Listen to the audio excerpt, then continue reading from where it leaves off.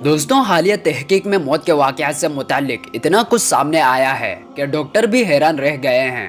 क्या आप यकीन कर सकते हैं कि ये नए नताइज आज से 1400 साल पहले कुरान व हदीस ने जो हमें बताया है उससे बिल्कुल मिलते जुलते हैं। दोस्तों, आखिर वो ऐसी क्या चीज़ है जिस पर डॉक्टर भी यकीन करने को तैयार नहीं? चलो इसे गहराई से जानते हैं। सही बुखारी हदीस के मुताबिक अल्लाह ताला के सिवा कोई माबूद नहीं, बेशक मौत की अजियत यकीनी है। फिर उसने हाथ उठाए और रफीकुल आला से कहा, यहाँ तक कि उसकी रूह कब्ज कर ली गई और हाथ नीचे गिर गए। दोस्तों, नबी करीम सल्लल्लाहु अलैहि वसल्लम की वफात हजरत आयशा रज़ियल्लाहु अन्हा की गोद मुबारक में हुई थी, हत्ता कि आप सल्लल्लाहु अलैहि वसल्लम को मौत के वक्त तकलीफ हुई थी। जब रूह निकाली जाती है तो हर एक को दर्द, अजियत और बेसुकूनी का सामना करना पड़ता है। हर शख्स अपनी मौत से पूरी तरह वाकिफ होता है और वो अपनी रूह को अपने जिस्म से निकलते हुए देख सकता है, इसलिए उसकी आंखें ऊपर और नीचे की तरफ जाती है, क्योंकि मौत के वक्त रूह का रुख इसी तरफ होता है। लेकिन दोस्तों, रिसर्चर्स और साइंसदानों ने अभी इस बात की तस्दीक की है।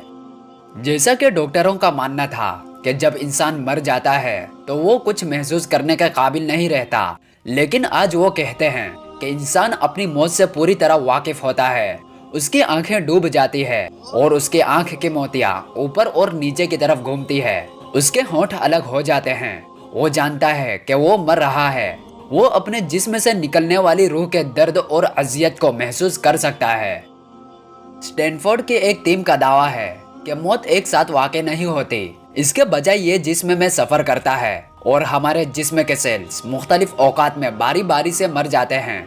यही वजह है कि डॉक्टरों के जानिब से किसी शख्स को मुर्दा करार देने के बाद कई घंटों तक उसके नाखूनों और बालों के सेल्स बढ़ते रहते हैं। स्टैनफोर्ड यूनिवर्सिटी के रिसर्चर्स ने उस रफ्तार की पैमाइश करने की भी कोशिश की जिसके साथ मौत किसी जिस्म में सफर करती है, यानी कि रूह की रफ्तार क्या है जब वो जिस्म से गुजरती है और आखिर में सर से निकल जाती है।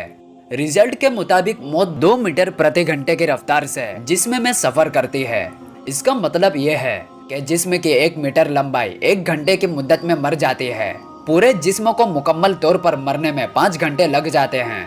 दोस्तों, रिसर्च ये भी कहती है कि इंसान का दिमाग उस वक्त जिंदा रहता है जब रूह जिस्म से निकल जाती है।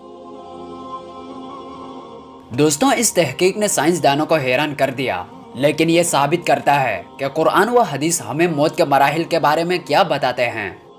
कुरान व हदीस बताते हैं कि ये तमाम वाक़यात इसलिए रूनुमा होते हैं कि इंसान पहली बार अपनी आंखों से इब्लिस और फरिश्तों को देखता है।